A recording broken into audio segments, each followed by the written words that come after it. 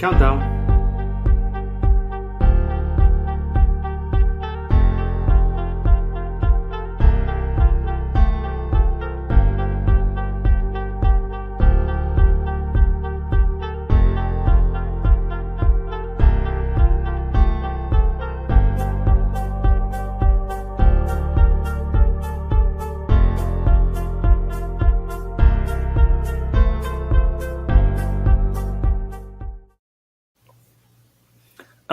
Microphone check. 1 2 1 2. This is the Blaze the Lion podcast. I am your host, Blaze the Lion, Blaze Doctari, Johnny Blaze, and whatever else people would call me. Indeed. This is the month of October. So all month we have this theme of why fathers. Why fathers? Tell me, why fathers? That is the question all month. All Octobers. Why fathers? I didn't want to do it on Father's Day month and follow everybody else because fathers should not be celebrated 1 month out the year. Right? This is huge. This is necessary. And we had to do it here. We really had to do it here. As a father myself, we had to do it. So all month, why fathers? This right here is episode 81. Wow. And right now we are live on YouTube channel. We are also live on certain pages on Facebook as well. So tell a friend to tell a friend to tell a damn friend about the Blaze the Lion podcast. Yes. I see people already in the chat saying hi. Amelia. Star Child Social. Yes. So we're also in season 4 of the podcast. All right, season 4. So just thinking back at some of the previous seasons and some of the previous themes, really briefly. I don't want to get long-winded here, but those who have been loyal, those who have been watching the Blaze the Lion podcast, you've seen our guests from doctors. Last month we had holistic healers. We've had vegan chefs and vegan restaurants on the pod. We've had school teachers, public school teachers, homeschoolers. We've had entrepreneurs on the pod. We've had DJs on the pod. We've had models and makeup artists and fashion designers on the pod. We've had fitness trainers and wellness and health on the pod.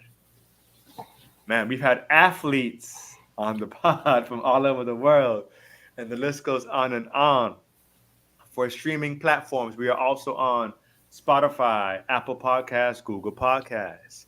And currently, we are streaming in 27 countries. So we are moving. So I want to salute everyone here for the contributions, whether it be monetary or just sharing the content or just watching, just being a part of this movement. I want to thank you all for sure. And last but not least, I want to thank our sponsor, Star Child Social. Are you looking for branding? Does your company need branding? Do you have an idea? Do you need help with maybe just the whole direction of your company, whether a logo or website design? Well, look no further.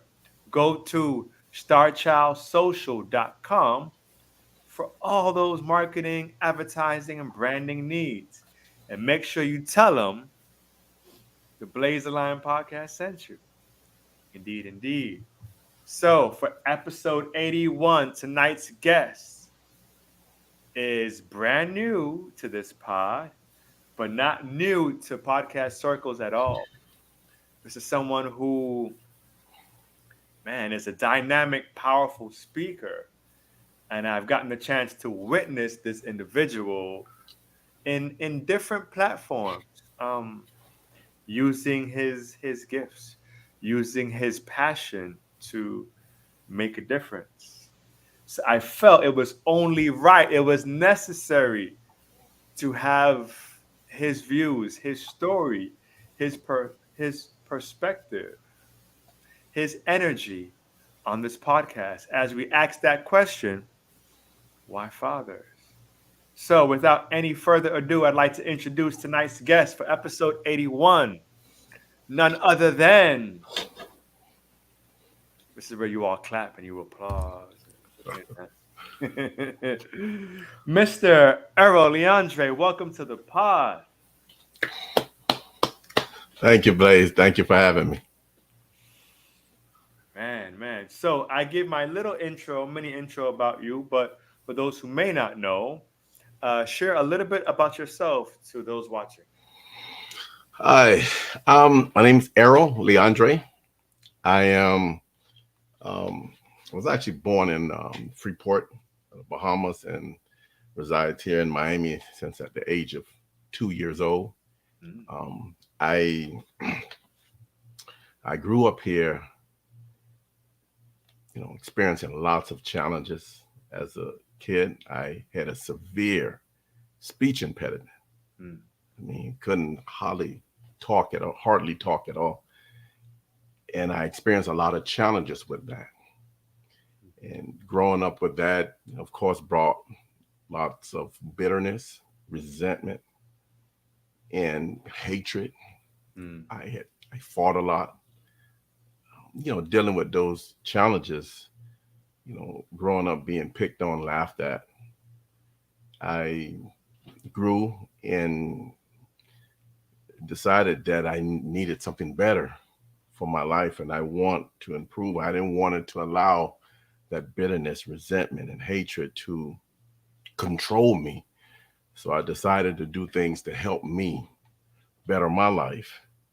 I grew up in a nice home, beautiful family, loving mother and father, two amazing brothers, mm, and you know, learning learning how to deal with the challenges of life. I now I've grown to become I'm now an assistant pastor of the church of a House of God Pentecostal church in Homestead. Who I've been there for almost 30 years. wow. 30 years. So I'm excited about that. I'm also I'm an IT project manager for the fourth largest school district in the country. I I'm also my wife and I we also we chair a nonprofit organization, Family and Marriage Enrichment Alliance, which we support, promote healthy marriages and relationships. So I'm just an active person trying to make a positive difference, and I'm happily married, and also the father of two amazing, loving young adults. Let's put it like that. So that's me. That's who I am. Essentially, you are a man who is walking in his purpose. I guess I would say. Also, too, I recently in 2020 I joined an organization called Toastmaster where Woo! I competed for the very first year competed in the in the competition, speaking competition that is, and I actually made it. I was in the top 18 out of 35,000 contestants. Ooh, My very first year in Toastmaster. ooh. I competed again the following year, 2021, making it in the top seven in the World Championship of Public Speaking. So I had the opportunity to speak and on various platforms, and you know, and of course, I love really teaching the Word of God as well. Mm. There's so much to unpack there. There is so much, wow, to unpack because I can identify with quite a bit of what you shared. Myself growing up in Miami, Myself being part of an amazing organization like Toastmasters, Yes. myself being a black father, Yeah. and even myself having my battles with a speech impediment. So I can relate to a lot of what you said, and you know what? It just shows you that if we set our mind to it, we can accomplish so much, Hmm. no matter what our limitations are, right? We can knock those walls down and we can actually change this world. I mean, we have athletes, we have world class Olympic athletes who don't even have legs. Oh, You know what I mean? powerful. We have championship speakers who have speech impediments. You know, we have musicians who are deaf. It's so much. So we tend to put ourselves in this box and we hold ourselves back. And man, we are capable of so much. So before we move on, I just want to applaud you just for your courage, for your bravery, for your determination to not allow limitations, circumstances, and just life in general to hold you back from God's purpose. So Thank you. salute you, my brother. Definitely. So now let's dive in. Miami Dade 305 Yes. 786. Yes. What was it like as a child growing up in Miami for those who may not be from Miami or even Florida? Miami is the life. The life's beautiful, beautiful beaches, so much things, so many things to do. It's the life. It's beautiful here. Sunny weather. It's amazing. It is absolutely amazing. I enjoy my life here, growing up with great friends. So it's enjoying life. It's just amazing here. Indeed. Share with us a little bit about your childhood, especially the relationship with you and your father. How was that like? I I'm very fortunate because growing up in our home, my father and mother, they came over. They came here from the Bahamas when I was at the age of 2, and my dad worked hard. Mm, I, he worked 3, 4 jobs, mm, and there were times I didn't even see him because he was out working. mm, So practically in our home, mother was always there. She made sure that we, had food. She made sure that, you know, everything was there for us. yeah. We knew, we knew our father was out working. We know that he was, the responsibility that he had, Hmm. you know, coming over here, from the island and sacrificing and doing so much to make sure that our needs was met. It says a lot. During time off, with my father, he would spend time with us. And, of course, I know he also had the rest, but the quality time that we had growing up, it's priceless. And Mm, even today, my father and mother still together. mm, And I'm so grateful for that because I watched him, as we grew up. I watched the man that he was. And it was so important to me because now that I'm a man, I mm, took a lot of the qualities that he's shown over the years, mm-hmm. and I'm applying those qualities now in my life with my own son and daughter. So he was a great he's a great example to help me and shape me to be the man that I am today. So I'm grateful for the relationship I have with my father, and we talk almost every day. Wow. He always asks how am I doing. He just concerned. He understands that I'm an adult now, Yeah. but I also learned that no matter how old you are. Your children will always be your children. Indeed, indeed.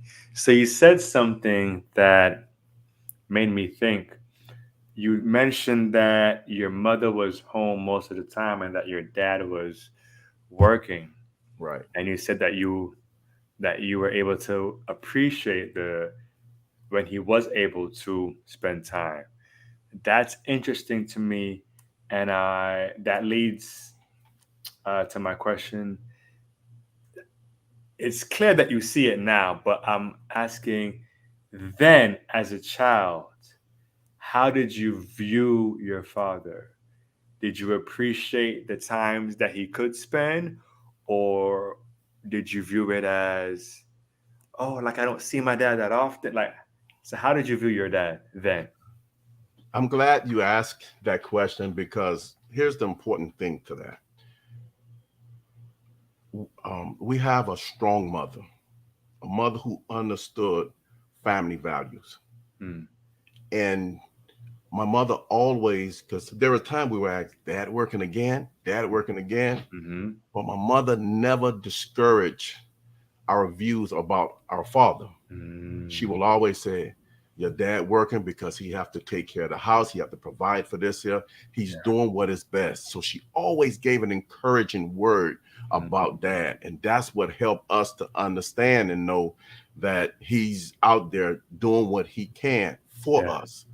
And that was so important. yes, And my mother created that environment for us. She created that atmosphere for us to know that dad is out there doing the right thing for us. So even though we missed dad, we didn't see him every day, but we understand that he's sacrificing, he's doing the right thing, he's working 3 or 4 jobs.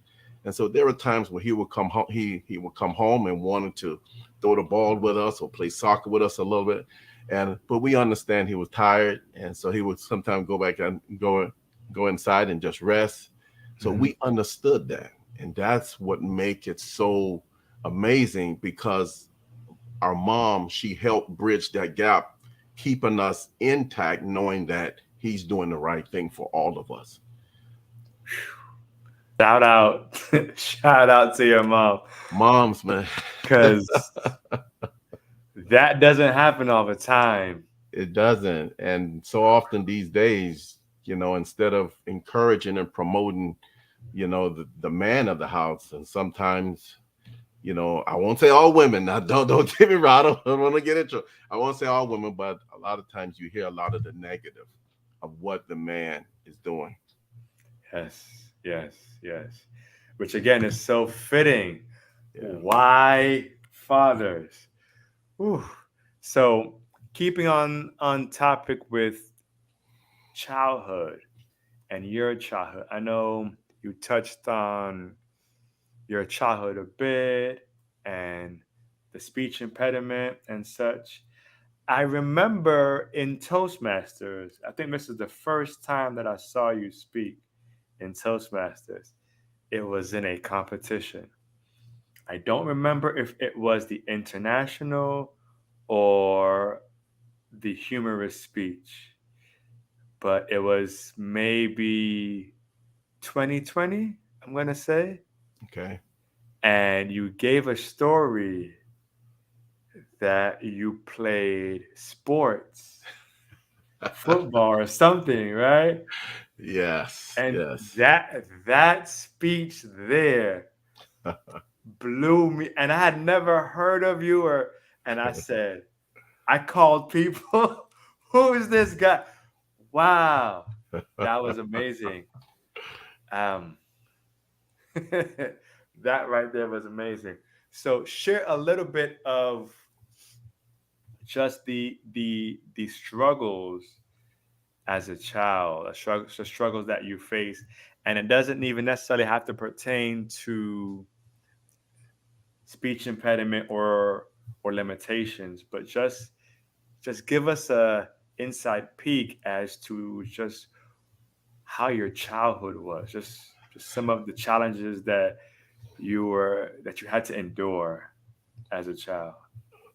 Well, if Okay, to share my childhood, I would say a, a lot a lot has to do with the speech impediment because that actually was the brunt of the challenges that I face.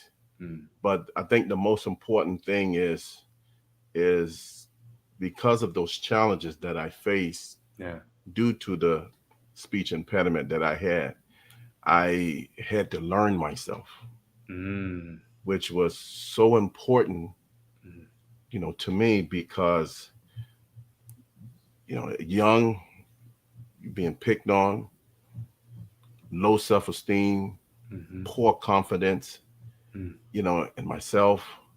Mm. I had to deal with all of those challenges. I never felt comfortable around anyone. Mm. I didn't know who was my friends, who were my friends, or who wasn't.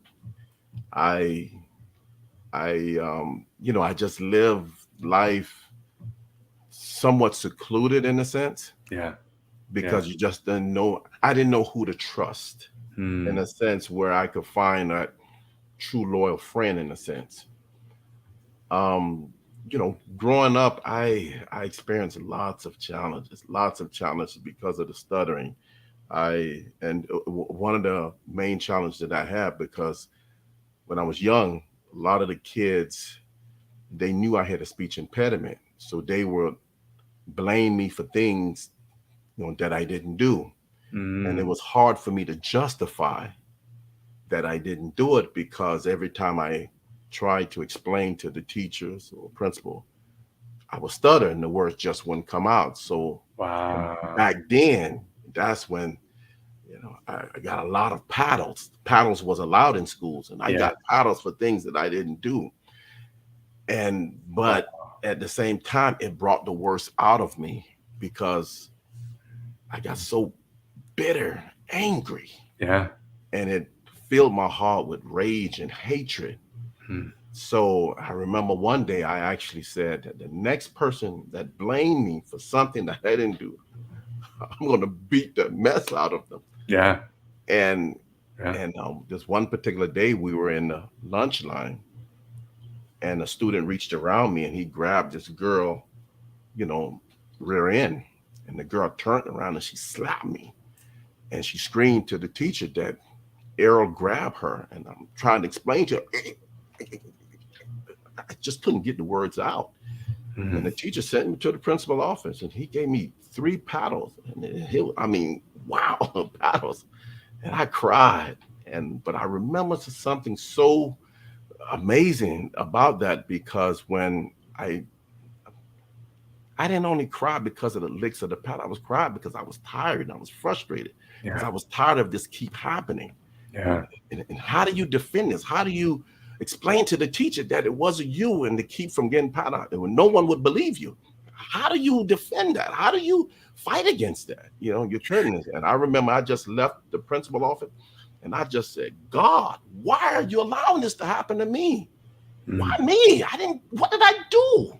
Mm. And I remember I just picked up a stick, walked into the classroom and found the kid, and I just went beating them. And and the teacher sent me home and suspended me the rest of the day. And I tell you, I just hated life because of that. But in growing up, and you mentioned about my football years, I went through a lot of those challenges, but I knew that I always wanted things in life. But every time I would want something or go after something, it was like I was fighting with my own mind. Yeah. I was fighting and telling myself that like I would have the desire to do something that I want to do this, yeah. But then I would remind myself, no, you can't because you have a speech impediment. And it would kill every dream and opportunity that I had. And I hated that. And I remember the greatest, oh my God, the most amazing opportunity that I had when we was in the middle of a live scrimmage in high school on a football field. And I always wanted to play sound middle linebacker. but the coach, I played defensive tackle, of course, but I always wanted to play Sam middle linebacker. So the coach yelled one day, Errol, go to Sam linebacker. Yeah. Oh my God. It was the greatest moment I couldn't believe it. But Sam linebacker had a responsibility. They had to call plays. They had to call the play, and they were the leader. They were the leader of the defense. Mm-hmm. So the coach signaled me to play. I got in front of the huddle and signaled everyone to get down and began to call the play. I couldn't get the play out. And Mm-hmm. everyone started laughing. The coach yelled, Errol, call the play. And someone yelled, Coach, he can't get the play out. And oh Mm-hmm. my God, it was the most embarrassing, humiliating feeling I've ever had. At that point, I gave up. I said, forget life. I quit. I just can't do this any longer. Mm-hmm. I was embarrassed. I can't. And I walked off the field, took off my helmet, throw it down. Man, the most amazing thing happened. I just heard this voice out of nowhere just spoke to me and said, accept what I allow. Mm-hmm. Look, I didn't see anyone, but I heard the words and I began to walk and ignoring what I thought I heard. And I heard the words again, accept what I allowed. Mm-hmm. And I thought about it. I said, wait a minute. I remember asking God in the third grade, why is he allowing this to happen to me? I said, oh my God, I realized why I stuttered. Mm-hmm. And I grabbed my helmet, went back in the game, and I began to play. And I played the hardest I ever played. And I realized the reason why I stuttered because I believed that I was going to stutter. I had to fight against the biggest obstacle there was, and that was me. Fight against my confidence, my poor self-esteem, my poor self-confidence. And I had to tell myself, no, no, no. You stutter because you are telling yourself that you're going to stutter. And I've Mm-hmm. learned just live my life and accept me for who I am. I don't care if I stutter or not. Let them laugh. Let them pick on me. Let them do whatever they do. But I'm going to learn. I learned to be me, and it allowed me to rebuild my confidence, my self-esteem. And when I begin to do that, I begin to notice in the stutter stop. Mm-hmm.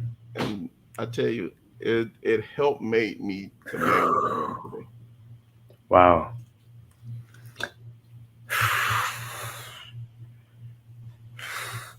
Goosebumps, man. Wow. You know, I was listening to a sermon the other day, meaning probably sometime last year. And the pastor said, and for those listening, yeah, we're not going to church, but, and if we were going We to church, can. what? Which, We can now. We can. hey. No, but no, I understand. And the pastor said he was giving a story. This is about a year ago, and I can't remember the particulars of the story. But what I do remember is he said, we're all given a thorn in the flesh, Yeah. right? Yes. And for everyone, it's different, right? But we're all giving that thing, that main thing that we struggle with, Mm-hmm. that we can't seem to let go, that holds us back, and sometimes it's us, and we believe just this is how I am. Right. And with stuttering and a speech impediment, what I've realized too is a lot of it is mental. Mental. And you feel that because you stuttered yesterday or you stuttered a few minutes ago, Right. that you're going to stutter again. Mm-hmm. And these are stories that are in our heads and that we tell ourselves. And especially as a kid, no one sits you down and tells you this stuff. No. And I've gone to the speech impediment as a kid and all that. No one sits you down and breaks it down and says, listen, It's all mental. You are powerful. No one speaks life Yeah, into you. true. And not to bash speech therapists and Right. even the school system at all. But I feel what's missing, part of what's missing is our children need to be like, we need people in position to speak life Hmm. into our kids. I agree. And it's bigger than just the rules and to make sure that you behave yourself and you Right. get your education. There's so much more. And I'm sure you and what you went through, you were holding on to baggage. You were holding on to anger and Mm-hmm. bitterness and trauma that, thank God, you didn't give up. You didn't quit. Thank God, because there are people who have gone through challenges in life and they fell to depression. They Absolutely. committed suicide in those kind of moments. So I'm really grateful that you thugged it out and you kept going, because look today, I mean, Toastmaster, speaker, Yeah. right? You're winning speech competitions.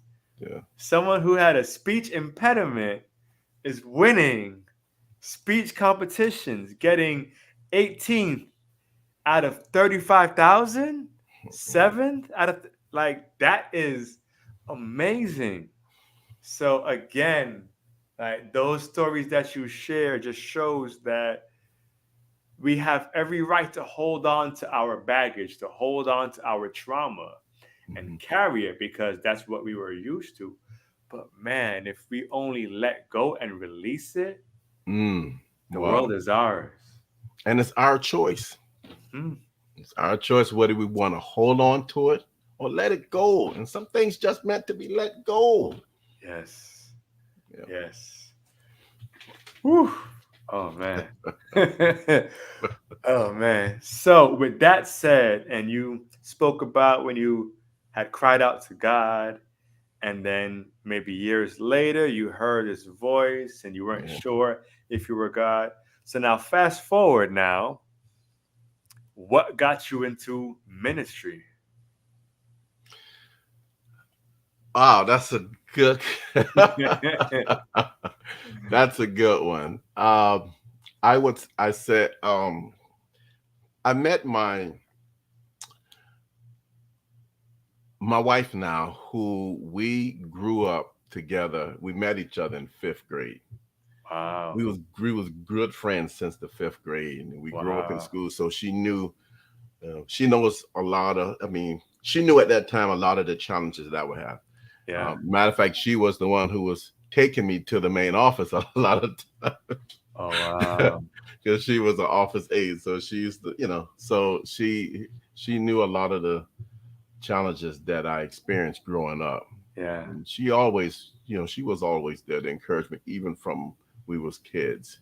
So I'm Mm. grateful for that. We decided to date, and she was born and raised in church, with and she was one that I always looked at with great respect because of the way she carried herself. She wasn't loud, and she was just a respectful young lady, even in our early age. And so we started dating, and she used to invite me to come to church, and I started attending her church, the church that she attended, and I grew in love with it. And Mm. and and there's also another thing. When I began attending, I began to get more involved, more involved. So it wasn't just going to church, but really getting involved in church. Yeah. And I loved it. Mm. And I noticed that a lot of the challenges I was still dealing with, I began to find comfort in Mm. God's word. Mm-hmm. And then from there on, it was like God began showing me, a lot of different things. And I became aware. Uh, some of the most important things he was showing me was myself, and Mm. a lot of things that I needed to help, you know, and that I needed to work on. So I think that was, which that's very important. And from there on, I, began to felt the need, the call to, you know, going into the ministry, and I did. And I accepted the call, and I began to study. I began to study on the great leaders, and they were my mentor. Mm. Really grown me into the ministry, and from there on, I've been ministering now for about 26 years. Wow. So it's been remarkable, and life really changed the course. My life changed. The course, my decisions was different. I was beginning to raise my kids, with biblical standards and so forth, but also allowing them to be themselves. So it's remarkable. But that's what helped shape me and guide me into the ministry. You are blessed, bruh. You have some amazing women in your life. Thank you. I love it. I love it. All right. So, life lessons, right? That was something that our guest last week, Hugh Tony Moore, spoke about that he learned from his father. So, can you recall a particular life lesson that you learned or you got from your father, you got in your childhood that you use it or use a part of it now as a father yourself? I will say, honest, I learned one thing from my father's work ethic. Mm. Work ethic. I tell you, I remember this one day, and and my brothers, me and my older brother, we were supposed to mow the lawn this day. So we decided to go hang out with some friends and play football. So my dad, he he would go to work that morning, and he'll be home like maybe like 1 o'clock. He'll be home for maybe about an hour or two, and then he'll go to his other job. Hmm. So this particular day, he came and he told us, whatever you do, make sure and you guys mow the lawn, and Hmm. he'd have done today. We say, okay, well, Dad, it works. It's no problem. So my dad actually came home very upset, tired from working practically all night, and get home 1 o'clock in the afternoon. Took the lawnmower out and mowed the lawn, Mm. the entire front and back, and went home and went in and showered, got dressed, and went back to work. We came home, we see the lawnmower. We actually thought my mom did it. Mom, you cut the lawn? And no, your dad came home and did it. I said, oh my God, we're in trouble. Hmm. We're in trouble. But just looking at my dad, knowing that all that he did, he worked hard and still come home and cut the grass. It really made me felt so small, because the Mm. least I could have done was get the yard cut. Yeah. And his work ethic was just wow, unbelievable. And even now today, it's like my work ethic is strong because of that. And I instill that in my kids. So I would definitely say his work ethic. He just was a hard working man. Mm. Mm. That right there, man. I know your dad was pissed off while he was mowing that lawn. I don't even want to talk about what happened after Woo. that. Remember, that was back then. So things that were allowed then is probably not allowed. Sure, sure. Oh man. All right. So moving more into the present, right? You have two children, right? A Yes. son and a daughter. I know me as a father, I have one child, and that one child, he changed my whole perspective on life. Made me such a better man, truly. And he has no idea. He's 5 years old and he doesn't have a clue that daddy, before he was born, was totally different, was very, very selfish. Totally, totally different. So, my question is, how have your kids made you better? Wow. I my kids challenged me. I would say they challenged me. They helped me to be a better father, helped me to stay focused in helping make sure that they have what they need. Mm. Now, I'm not saying giving them everything that they wanted. I'm Right. not saying that, but helping them to make sure that they have everything that they need. In other words, what I'm actually saying that they help me stay in place. Mm. They help me to stay involved. They help me to, to improve and better myself for them because I know that they're going to ask questions and Yeah. they have asked questions. Hmm. And I wanted to always keep myself in the position to help them.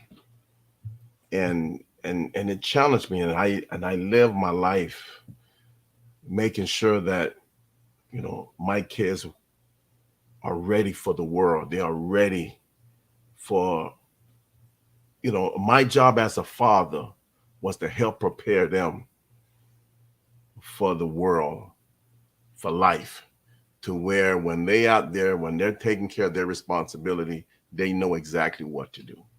That Mm. was my role, and they helped prepare me for Mm. Awesome. Errol, do you know what time it is? that. No, I don't. You don't know what time it is. No, I don't. Woo! What? In season 4, we're still saying this. It is color time. Color time. I really got to write a song to that. Any case, this is color time. This is the segment of our show where I will yell out various colors. And for each color that I say, you will share what that color means to you, what comes to mind. It Mm, can be one word, it can be a couple words, it can be a phrase, it can be a quote. There is no right or wrong answer. It's whatever that color means to you. Are you ready? I hope so. It should be Yes, fun. I'm ready. All right, and those in the chat, feel free to drop some colors as well. Get involved. Get involved. All right. So what we did last week, we kind of tweaked it a little bit, and we made the color time relate to our guest's his 3 daughters. Right. So I infused the colors and made it even more challenging for him. Right. I won't be doing that tonight. Whew. However, I'm still gonna find a way to tweak color time for you, all right? Just for Okay. you. All right. So, first question and first color is, what's your daughter's favorite color? Oh wow. Oh On my the God. spot. Baby girl, don't get upset with me, but I'm gonna guess that. I would say my daughter's favorite color is yellow. I would say yellow. All right. If your daughter is watching, I hope feel free, daughter, if you're watching. Drop a comment in the chat. Let us know. Hmm. I hope she's not. Who is Linda Smith?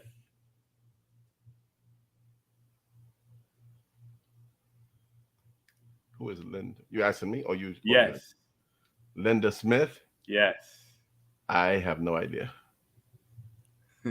She's giving you hints.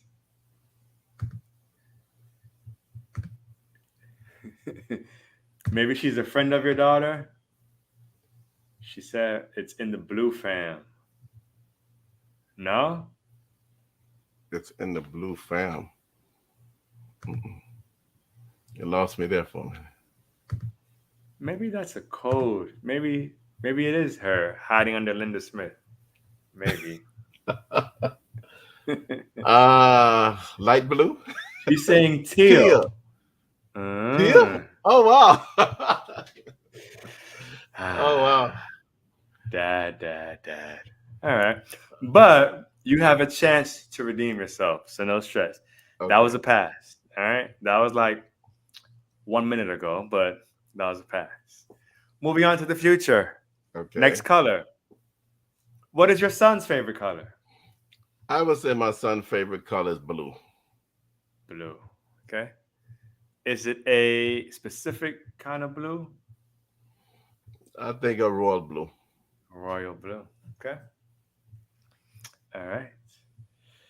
Next question. What was your son's favorite character growing up? My son's favorite character. Wow, that's a great question. And I know kids go through different phases, so it can Yeah, he be, went through a lot. Trust me. He, yeah. So he whatever went comes through a to lot. mind. Oh, I would say Spider Man. Spider Man. Okay. Spider Man. And what are the colors of Spider Man? Blue and red with Okay. black lining. Good job. Good job. My son watches so many Spider-Man movies and videos, especially on YouTube. So I've seen the black and white Spider-Man. I've seen the neon yellow Spider-Man, all these different colors of Spider-Man. And Right. he will list them for you. He's like, no, but there's a green Spider-Man and there's a this Spider-Man. So, but yes, the basic colors are blue and red. All right. For your daughter, what was her favorite character or favorite toy My growing up? daughter, especially, and I will never forget it, she loved Barney. Ah, Barney the character. okay. We actually had a birthday party for her with Barney characters. Oh my God, she loved Barney. Mm. What two colors represent Barney? Purple and green. Okay. Good job, Dad. Good job, Dad. This is a little bit off topic, but you know what? We're already here. What's your wife's favorite color? My wife's favorite color. You got to get this right, though. Yeah, I know, because it's gonna be a rough night. All the stories you said today don't even It's matter gonna be a if you rough night. get this wrong. I would definitely say my wife's favorite color is teal. Okay. Okay. We're gonna check all these answers. Yeah, let's hope we don't get no pop up message. Like, nope. No, it's not. All right, good job, good job. You have completed color time. Yeah, Yes. not too bad, not too bad. Uh, I see. It's yellow.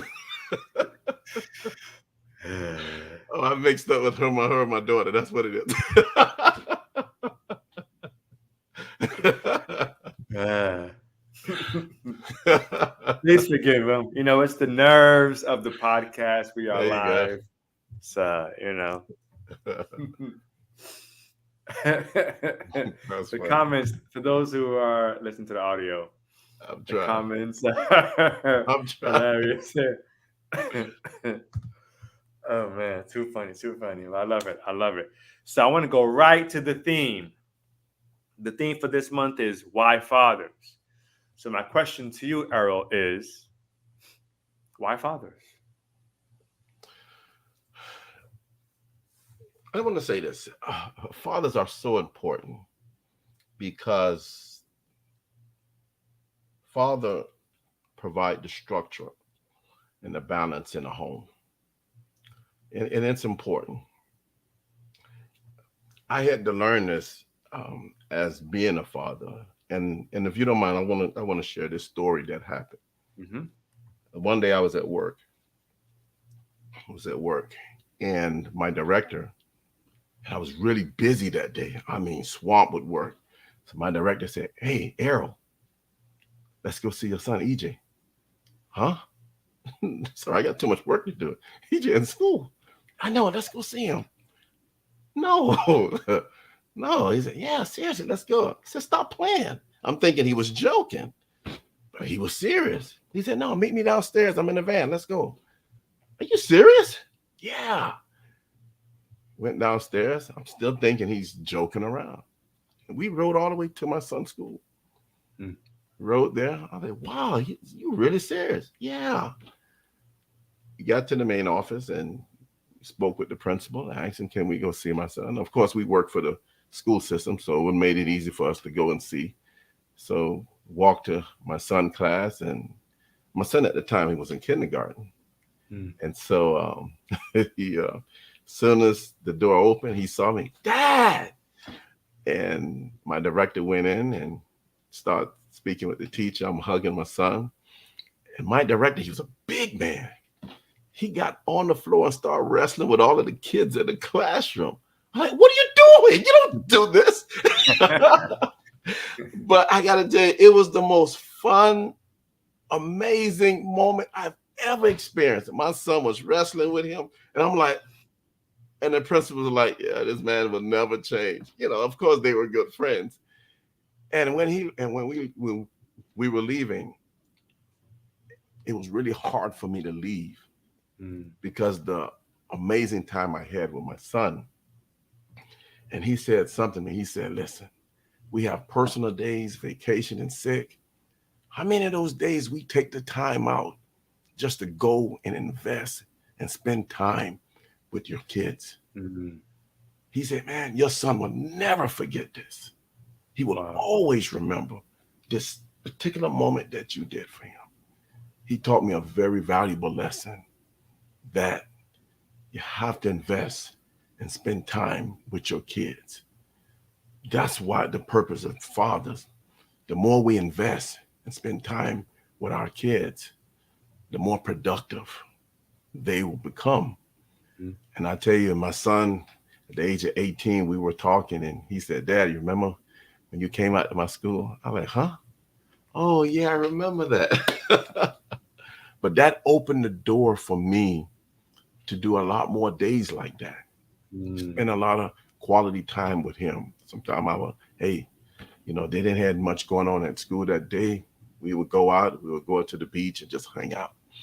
So we invested. So Father provide the structure and the balance in a home to where we are role model, we are mentors, we are the example for what they want to be. And I kind of want to kind of share a little scripture. Mhm. And one of the thing as a father, we have to always be in place. Why? Because especially for sons, I don't care how young or how old a son become, the son gonna always have that question deep down in his heart that he's gonna ask. He may not ask verbally, but he's gonna ask in his heart. And I had to learn this one day, and it reminds me of when I'm going to go scripture when Jesus was being baptized, Mhm. and Jesus was getting ready to go on a 40-day fast, and also a 40-day journey. Jesus knew that he had to take this journey, but his father knew the challenge that was ahead of him.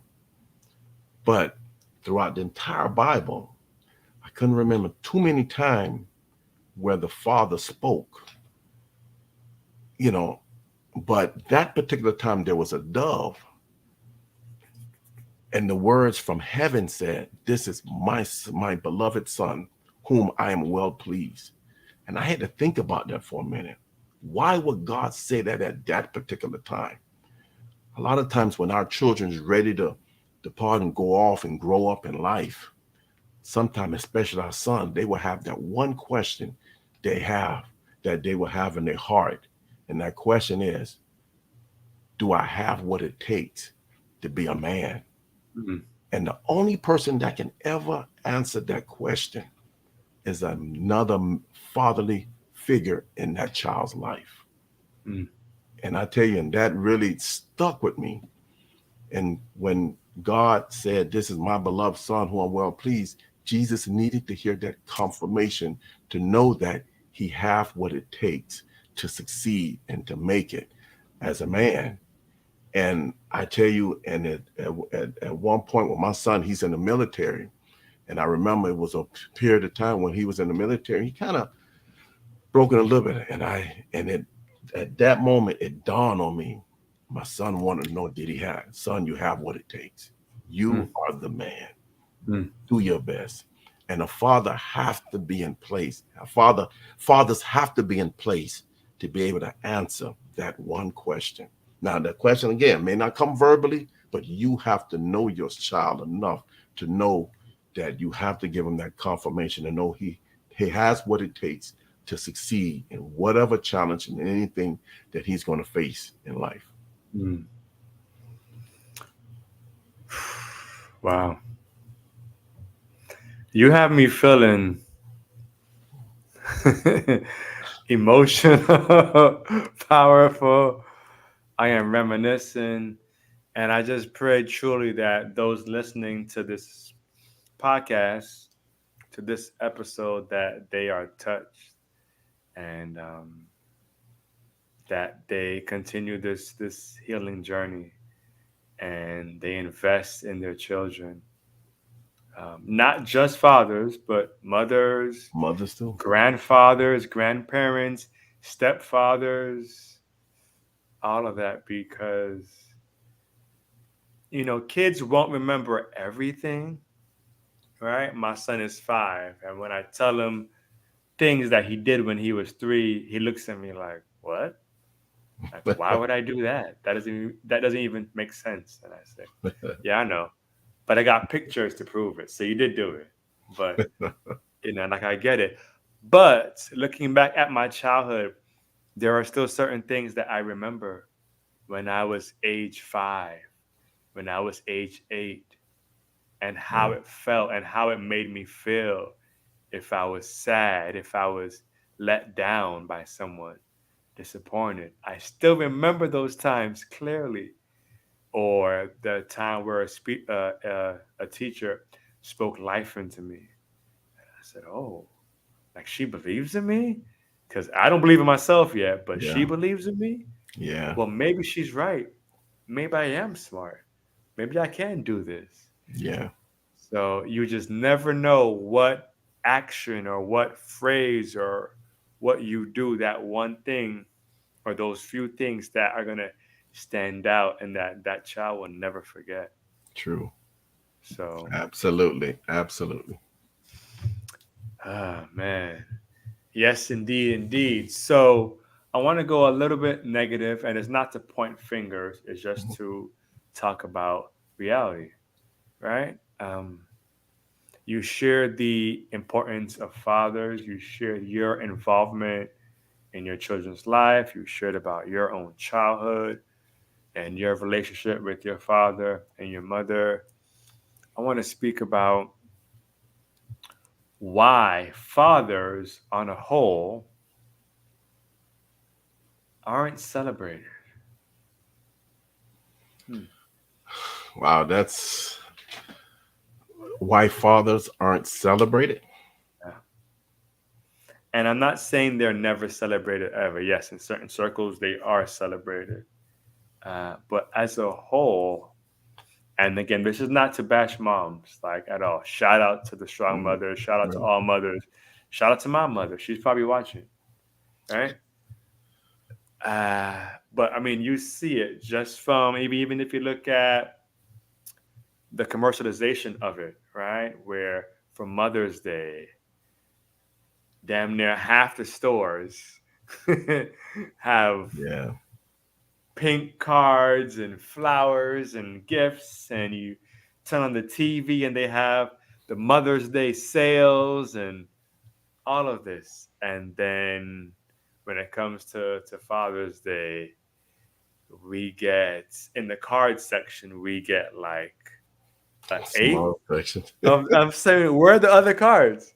Like, this is Yeah, it? you get one column. So, why do you feel that is so? I think when we look at society today, and again, I also want to take my hats off to mothers, Hmm. especially single mothers, Hmm. because they have to carry the role of a mother and a father Yeah, in the home, especially raising a son. I yeah, take my hat off to those mothers who sacrificing and doing what they need to do to, you know, for their children. God bless you all. yes. When we look at society today, and I was actually thinking, because of the absence of fathers, and those young men are growing up not seeing that example of a true father in a home. Mm. Again, they're asking questions. Mom is doing their best, and please don't take it the next wrong way. Moms are doing their best, but there's some things, a father has to, you know, give that son. And when that child grows up very close with mom.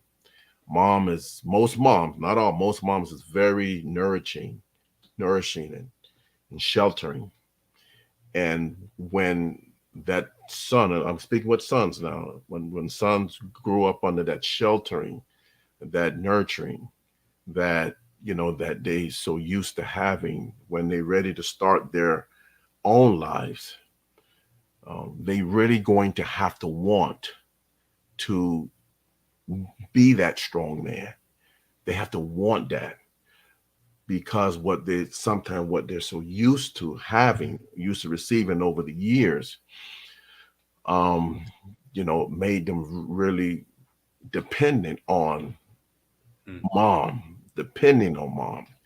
And so a lot of times when you see men grew up and with that mentality, it makes it easy for them to say, you know what, I'm done, I'm ready to leave. And that's why so many homes are missing the fathers. Mm. So in society today, when you look at those shelves, and it's not as much marketing out there for Father's Day as it is for Mother's Day, is because when we look at some of society today, they don't see fathers as actively involved as as the mothers, and some mothers. Now, I'm not saying every father, but Right. in most cases when we see the majority. And I think that's where somehow fathers have to take their place and raise their sons, and even if they don't know how, find that mentor to help them to become the man that they needs to be. Yeah. I get this sometimes where people will tell me, "Oh, you're such a great father." And though I appreciate that, Yeah, sometimes I wonder if they're saying it because it's not the norm. Like yeah, with a mom, with mothers, yeah, they used to. Yeah, you exactly. that's what you are supposed to do, right? You have Exactly. kids, you take care of your kids. But it's like when a father is involved, they're Yeah, like, "Oh, like what do you mean, oh?" yeah, She's a parent, I'm a parent. This is what parents do, right? No. yeah, So my one of my goals, my prayer is that we break this narrative. yeah. We break this bad label I where agree. if you're a good father, if you're involved, it's, oh, well, you stand out. And instead make that the norm, because as you mentioned, I firmly believe that if more fathers were active in their children's lives, that this current generation would be different. I agree. This current generation, they were raised, they had the mother or they had the grandmother in the home, but for that male role model, in many cases, it was the streets, Yes. it was their friends, or it was the entertainment, their favorite artists, Hmm. and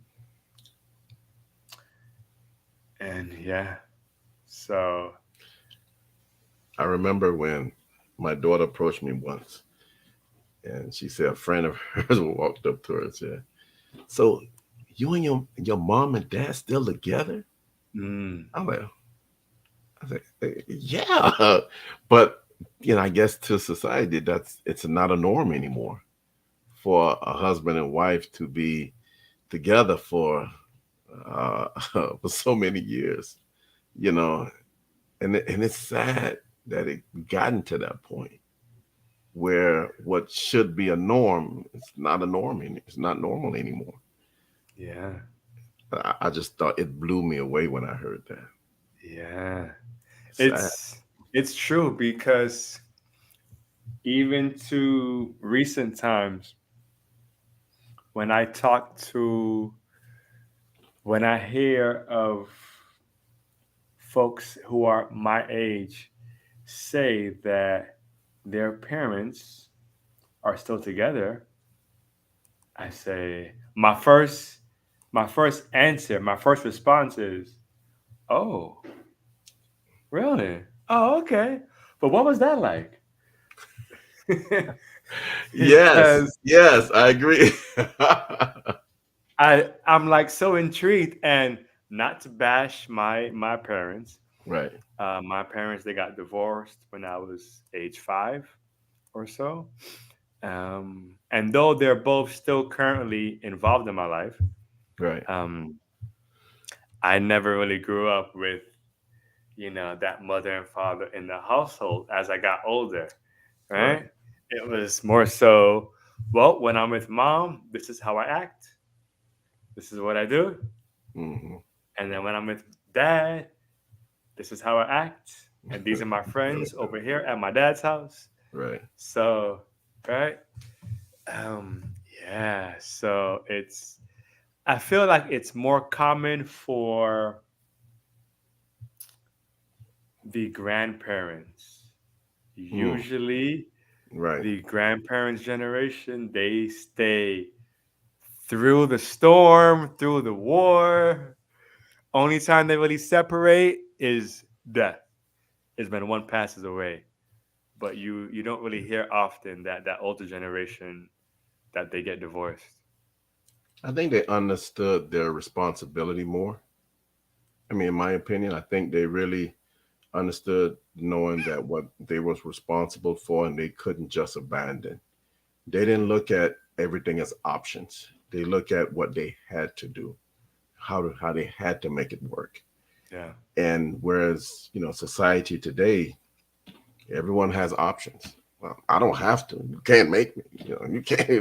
It's all about. Yeah, yeah, man. You can't. It's what it's all about. You don't tell me what to do. I don't need to be with you. I can do bad all by myself.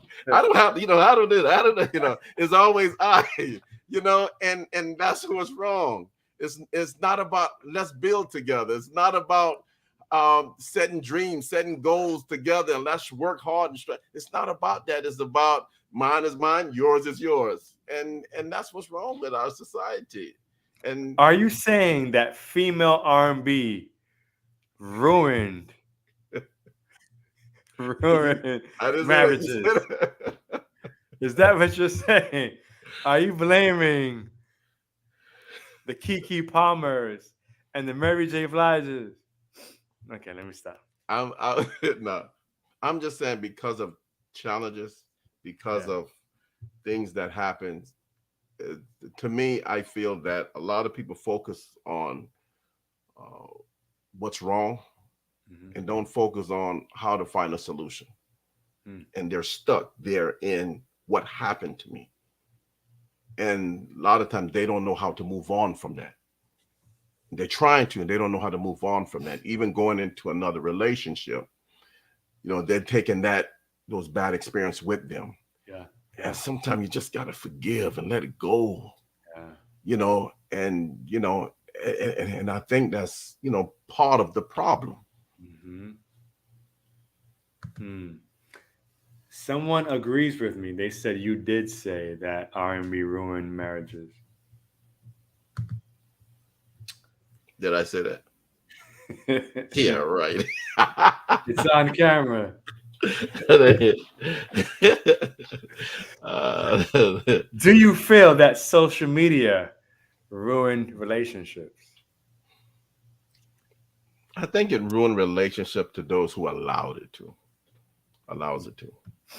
I think everyone has choice. I can listen to something right now and I decide whether or not I'm going to allow that to influence me or not. It's my Yeah. choice. Yeah. Yeah. Yeah. It is definitely my choice, Yeah. and I can't blame no one for whatever happened. I only can blame. I learned to take responsibility for myself, Yeah. and that's just what it is. Yeah. Absolutely.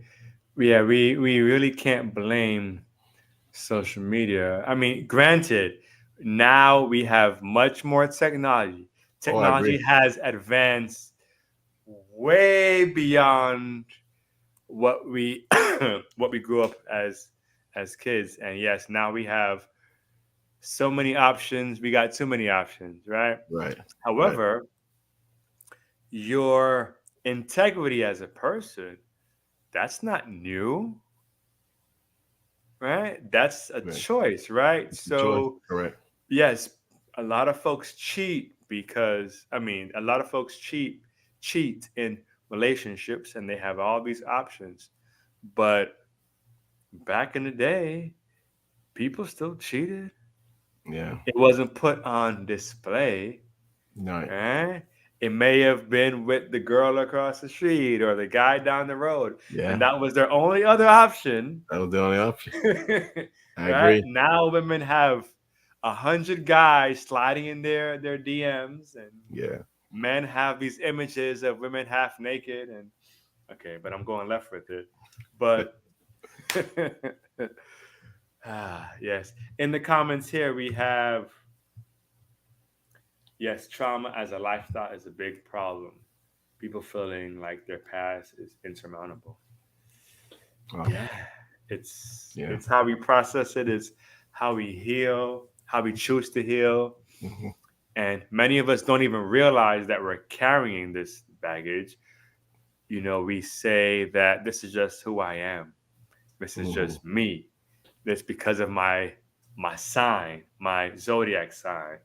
It's because of where I was born. I'm from New York or I'm from the islands, and Yeah. we're just aggressive, and that's just Yeah. how we are. And it's like those may play some factors, True. but um, let's uncover.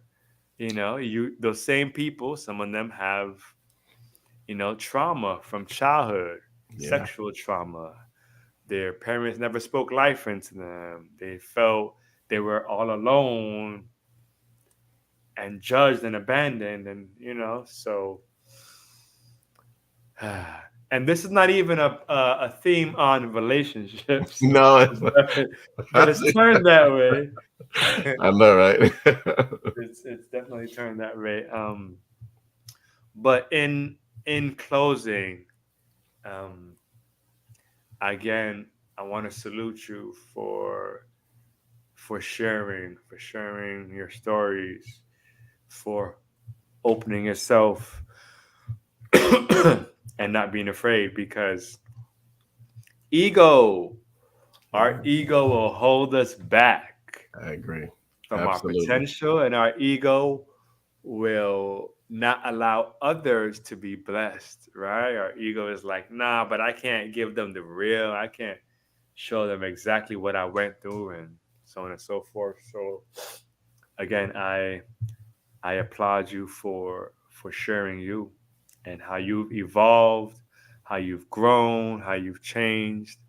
Um, Even in the few years that I have known you, um, I've seen growth.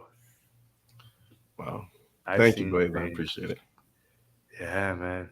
Definitely. So, in closing, what message do you have out there for everyone, but also primarily to fathers? I would say, especially for fathers, just take your place. Mm, I know it's not easy. I know it's not easy, but at least be there for your children. It's the most important thing you can ever do. Be there for your children. And I know some circumstances may prevent you from doing that, but just do your best to try to always be there for your children. And that's the most important thing that, you know, I guess anyone can say, mm, because they didn't ask, they, they didn't ask to be here, but right. they're here. And and we all have an important role to play in our children's life. Life is full of choices. All of Hmm. us is gonna face challenges in life. I had the opportunity to use my speech impediment as a crutch Mm, to prevent me from becoming who I am today. But I choose and I decide that I'm not going to allow that to control me. I'm not going to allow that to, I'm not going to fuel that. I'm not going to do that. I am going to be me. I'm going to learn to be me, learn who I am. yeah. So I just want to encourage all of you, just pay attention to you, learn who you are, and don't be afraid to admit, acknowledge, or, you know, look at your own faults. Just whatever you do, do something to help, deal with those faults. And don't be afraid to forgive. Mm, Don't be afraid to forgive. Forgiveness is it's a powerful, powerful tool that really can help change who we are for the better. Uh, but the most important thing concerning forgiveness, forgive yourself. Forgive yourself and learn how to move on. It's life. yeah. Whew. Yeah, for sure. A comment in the chat. This got me emotional as a single mom. I felt what Errol said. I thought of my son and what he missed out on having a dad present in his life. Hope he grows to be a great, responsible father. Man, He man, will. you He definitely will. will. He will. Um, you're a great mom. You are super involved in his life. And, we have stunning male role models like myself and Errol here who are helping to pave the Yes, way for fathers. absolutely. We need more. We need a lot more. Yes, yes, yes, yes, yes. We're not perfect. We fail. We fall many times. But as you said, there's nothing more important than being there for your kids. I agree. For sure, for sure. Whew. With that said, be great. Be you. No one else on this planet can do a better version being you than True. you. Even if they have more money than you or more influence than you. Be you. Can't nobody be you better than you. But you. So be yourself, embrace yourself, flaws and all. Don't wait for that man or that woman or the neutral gender, and I don't want to go to left, but don't wait for anyone else to love you, for you Mhm. to feel validated, for you to feel Exactly. loved. Love yourself. Love all your flaws. Love all your roles on the side. Love it all. That's Love right. all the Love it all. imperfections. Yes. Choose you. Yes. Um, and once you've chosen yourself, choose your kids because you can't lead your kids if you don't love yourself. Hmm, Absolutely. that part. Deep. That part. So for this episode 81, you can watch this on YouTube. The replay will be available soon as I click and broadcast. All right, you can watch that replay on YouTube on the Blaze the Lion podcast channel. Also, the audio version of this episode will be available tomorrow on all your major streaming platforms, your Breaker, Spotify, Apple Podcasts, Google Podcasts as well. And to everyone here, I just want to say thank you. Truly, truly, thank you. Stay tuned for next week, bro. We have what? Another father on this whole theme of October of Yes. why fathers. Try not to miss any episode this month, even if it's a replay that you catch. Try not to miss. And it's not just for the dads, it's for everyone because we're talking about life and we're all going through life True. in different variations, different levels, different perspectives, but we're all going through this journey of life. So let's be great, let's be empathetic, and let's never give up. That's my little motivational speech for the night. Yes, sir. Indeed. Indeed. This was the Blaze the Lion podcast. As we always say, peace and love. God bless you all.